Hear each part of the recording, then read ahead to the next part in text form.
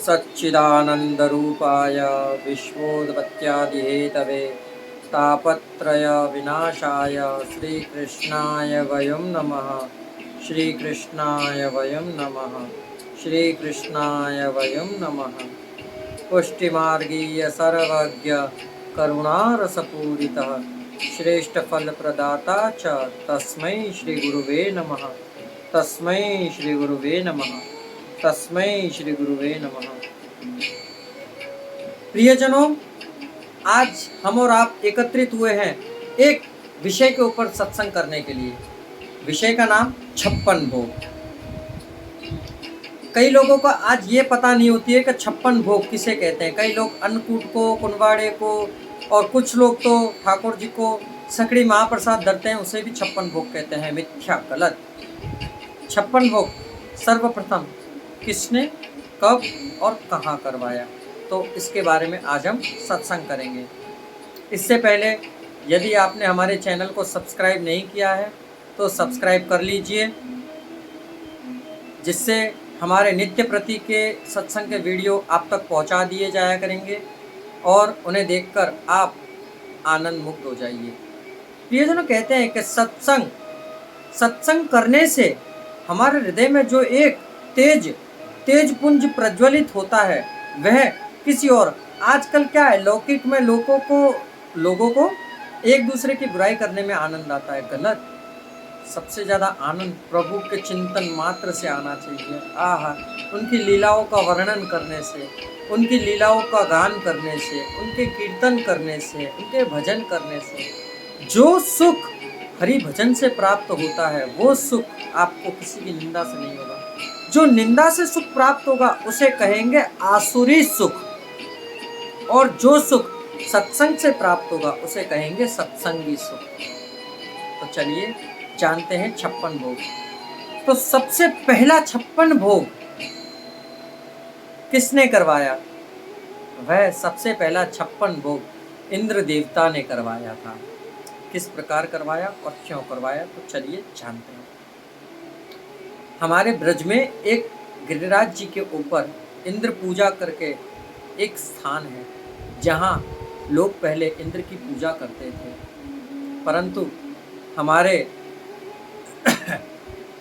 श्री राधे ठाकुर जी श्री कृष्ण कन्हैया लाल ने गिरिराज जी का पूजन प्रारंभ करवाया। इंद्र ने 7 दिन और 7 रात तक जो वर्षा करवाई, तो प्रभु ने अपनी वाम भुजा की उंगली के नख पर, कनिष्क, इस उंगली को बोलते हैं कनिष्क उंगली के नख पर 21 किलोमीटर गिरिराज जी के पर्वत को धारण करके रखा था। कई लोगों से मैंने सुना है मित्रों, कई लोग मुझसे ये कहते हैं कि आपके कृष्ण ने तो गोपियों के संग रास किया, आपके कृष्ण ने 16,108 रानियां रखी, आपके कृष्ण ने ये। हाँ, हमारे प्रभु में ये सामर्थ्य है कि वह कर सके, क्योंकि वह परिपूर्ण ब्रह्म है। 6 दिन का बालक पूतना जैसी राक्षसी का वध कर दे, है आपके में सामर्थ्य। उत्कंठ जैसे राक्षसों का वध कर दे, है आप में सामर्थ्य। कागासुर जैसे राक्षस का वध करते, हाँ, है आप में सामर्थ्य। वृत्तासुर नाम के राक्षस का वध करते, है आप में सामर्थ्य। अगासुर, बकासुर जैसे बाल्य अवस्था में ही हमारे प्रभु ने ऐसे राक्षसों का वध किया, है आप में सामर्थ्य। मात्र 7 वर्ष की उम्र में 21 किलोमीटर गिरिराज जी जैसे पर्वत को धारण किया, जो 25 किलोमीटर जितना ऊंचा, 21 किलोमीटर जितना लंबा और 5 किलोमीटर जिसकी चौड़ाई थी, है आप में सामर्थ्य। आप इतना कर दीजिए तो हम आपको भी मानने लग जाएंगे। नहीं, तब जब हमारे प्रभु ने, अरे देवता जैसे देवता नहीं समझ पाए, ब्रह्मा जी जैसे ब्रह्मा जी को नहीं समझ पाए कि ये ब्रह्म ही है, तब हमारे प्रभु ने जब 7 दिन तक गिरिराज जी को धारण करके रखा, मूसलाधार वर्षा जब इंद्र ने की और इंद्र का मान भंग हुआ, तब इंद्र प्रभु के चरणारविंद में आकर गिर गए कि त्राहि माम त्राहि माम त्राहि माम। उस समय इंद्र ने वज्र से भी प्रहार किया, परंतु प्रभु तो स्वयं अंतर्यामी हैं, उनके हाथ दोनों की दोनों सजड़ हो गए, हाथ ही नहीं चल रहे थे। तब देवगुरु बृहस्पति वहाँ पधारे और उन्होंने उनको एक गदमंत्र बताया। वह मंत्र था अक्षरं परमं ब्रह्म ज्योतिरूपं सनातनं गुणातीतं निराकारं गुणातीतं निराकारं स्वेच्छामयमनन्तकं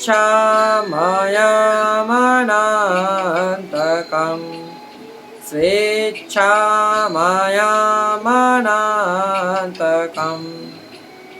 इतना कहते ही उनके हाथ रुके और वह ताहिमाम ताहिमाम ताहिमाम करते हुए सुरभि गाय और ऐरावत हाथी को लेकर जब वह पधारे, तब प्रभु ने उनका मान भंग किया।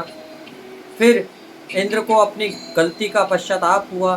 तब उन्होंने हमारे प्रभु को, जिस प्रकार हमने अभी एक कहानी नारायण दास ब्राह्मण की कथा आपको बताई, उसमें एक हमने आपको सत्संग बताया कि हमारे प्रभु को 8 भोग आते हैं। तब 7 दिनों तक जो इंद्र ने वर्षा की, उन 7 दिनों की वर्षा में हमारे प्रभु ने जो गिरिराज जी को धारण करके रखा था, तब 7 को 8 से गुणा करिए, 7 8 56, तब 56 भोग इंद्र ने उस टाइम प्रभु को सर्वप्रथम बार वहाँ धरा था। आज भी इस कली काल में भी हमारे ब्रजमंडल पर गिरिराज जी के ऊपर सुरभि गाय और ऐरावत हाथी के पैर हैं। आप एक बार हमारे ब्रज में भ्रमण करिए, दर्शन करिए और दर्शन ही करिए, वहाँ घूमने के इरादे से मत जाइए। प्रभु के अलौकिक सुख की प्राप्ति होगी, हमारी बात मानिए। एक बार आप वहाँ जाइए और दर्शन करिए। तो ये थी 56 भोग की कहानी, जो सबसे पहले इंद्रदेव ने हमारे प्रभु को वहाँ धरा था। उसके बाद 56 भोग की प्रणाली का प्रारंभ हुई और 56 भोग जिसमें सिर्फ अनसकड़ी ही सामग्री आती है, जिसमें सकड़ी का कोई क्रम नहीं आता है, जिसमें दूध घर की कोई सामग्री नहीं आती, सिर्फ 56 भोग की अनसकड़ी सामग्री ही आती है। तो यदि आप इस कथा से प्रसन्न हुए तो हमें कमेंट करके ज़रूर बताएं। अब इस दास को विदा लेने का समय आया, तो अब इसे विदा लेने दीजिए और आपके चरणों में कोटि कोटि दंडवत करता हुआ ये दास एक अनुनय विनय के साथ आपसे कहता है कि हमारे चैनल को सब्सक्राइब कर दीजिए, तो बड़ी कृपा होगी।